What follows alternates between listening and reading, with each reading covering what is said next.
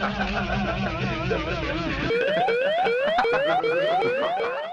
right, welcome back to Hannity. Joining us now with more reaction to this explosive new document that Fox News obtained just a couple hours ago regarding James Comey's exoneration statement about the Clinton server investigation.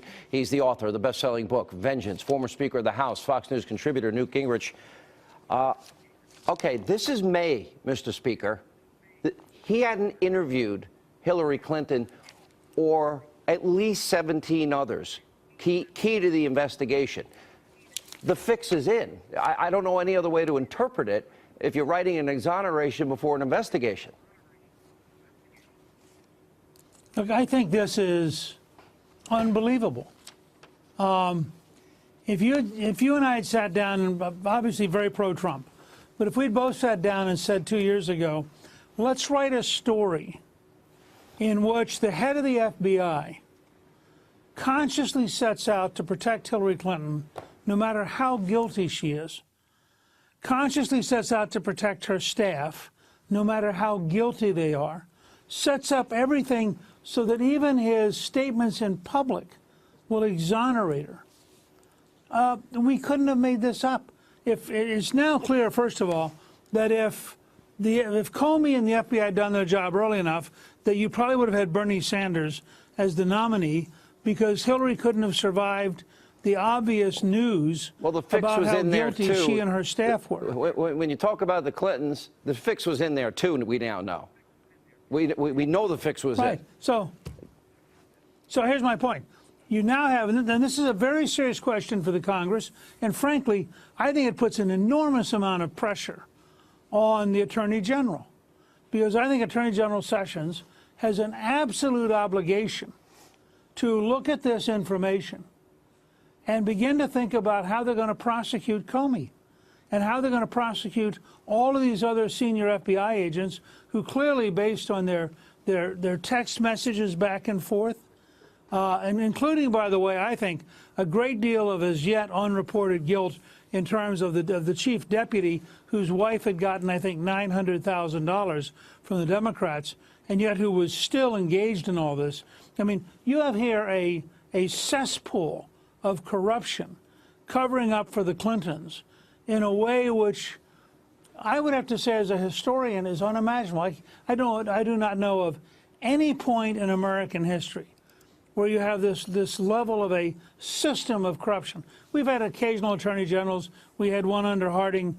We had one under Grant. I mean, you can go back and find individuals who were crooks. But this level of constant methodical undermining of the rule of law, people who thought it was their job to save America. I mean, you have this when you're talking about law enforcement officials who decide they will impose their version on the American people, you're talking about something very scary and something which totally undermines the American system. Mr. Speaker, I want to get into the specifics of this. This is very profound because on a level far deeper than Watergate ever was here, there is corruption at the highest levels. This is no longer paranoia. It's provable fact that the fix was in here.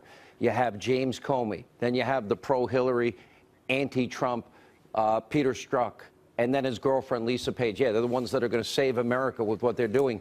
But this exoneration of Hillary Clinton, when you take out the word likely foreign actors were able to access her email account to cover up a foreign, a national security breach in this country.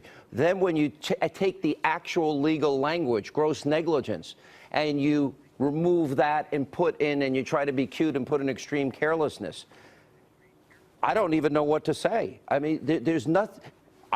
Well, wouldn't you define this as obstruction? Sorry. Look, at every level, this is undermining our system of justice. It is violating the law. It's very likely all of these people will end up going to jail.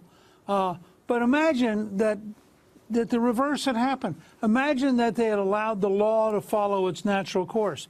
Imagine that you'd gotten a report last summer, or the summer of 2016, by Director Comey saying, well, you know, it's likely that foreign agents did get to her accounts because of the way she'd handled them and the way she'd broken the rules. It is clear that she was guilty of gross negligence, which in fact is a technical term meaning that she had broken the law. And if he had said, therefore, I am recommending that she be prosecuted, I mean, you would have blown the whole campaign wide open at that point. You probably would have had Trump winning with 55 or 60% of the vote. You'd have had a shattering of the Democratic Party. All of this is I mean, I literally, and I'll challenge anybody in our audience to find me a case where you have this kind of methodical corruption, this violation of the rule of law at this level of bureaucracy. Not the political appointees at the very top, but people who have spent their career who are sworn to uphold the law. And I think it's maybe the greatest crisis in terms of law and order and the rule of law in American history. The rule of law in jeopardy. Do we have a dual justice system? More with Newt Gingrich right after this.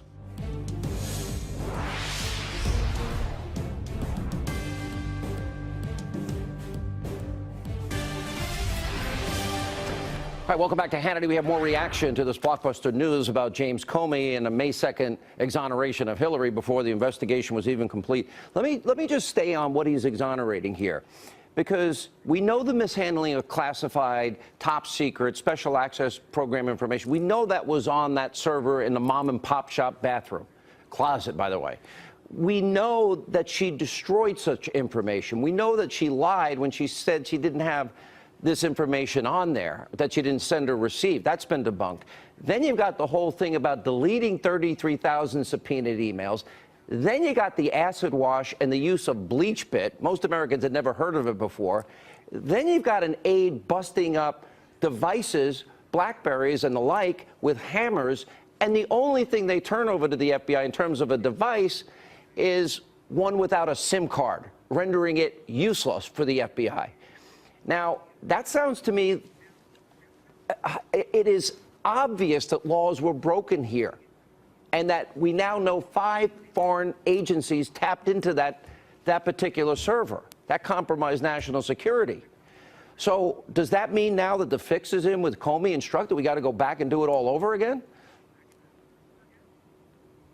Well, I think a couple things here. First of all, there's a report out today that she apparently had a deal. I haven't seen the exact language yet, but she apparently had a deal with the Obama administration that allowed she and her top aides to take away whatever they wanted to, which apparently included an entire section on her outreach to the Muslim community in the Middle East. I mean, first of all, the Obama administration didn't have the authority to violate law by having this kind of a deal. But second, this is a whole new zone that just showed up during the day today as a report of a special arrangement that she had made to be able to take all this stuff away, even though that was with the Obama administration in terms of security. With the Obama administration. So let me draw this into 2 parts for a second, Sean. Part 1 is Hillary and the entire gang from the foundation through her aides, et cetera. That's got to be reopened. Part 2 is the level of corruption and dishonesty in the FBI and the Justice Department. That's an entire new case.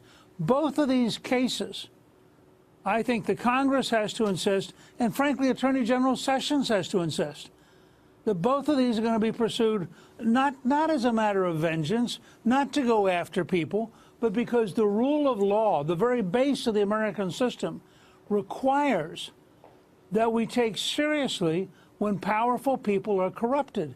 And you have both a Clinton corruption and a Comey FBI corruption. Those are 2 separate cases.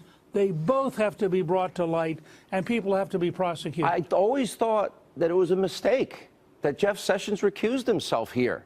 And you got Rod Rosenstein. Wait. Okay. Wait, he has not recused himself on any of this. He recused himself narrowly on the Russian investigation about whether or not the Trump campaign was involved. But as Attorney General, he's not recused on whether or not the FBI was corrupted, and he's not recused on whether or not the Clinton team was corrupted. And I was specifically and he has told an absolute obligation.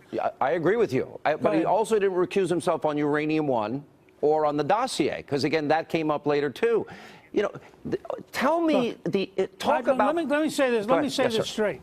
Let me say this straight for a second, because I've known Jeff Sessions a long time, and I'll just say flatly, it's time for the Attorney General to step up to the plate and do his job. He has no excuse. As somebody who I know believes in the law, he has no excuse for hiding. He has to set up a Clinton investigation. He has to set up an FBI Justice Department investigation. This is his obligation under the law to enforce it and to protect the American people. And Jeff Sessions has nowhere to hide on this. He can't recuse himself. He can't say he's not involved. These two things are so profound that he has to take them head on, or he's frankly not doing his job.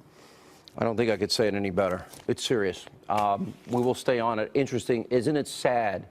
Probably the biggest news story in our lifetime politically, and the news media in this country has basically ignored it, and they've been co-opted by a phony narrative, and that they are spreading lies and fake news for a year and being caught regularly at it. Last word. Well, look, this is the beginning of the end of their world.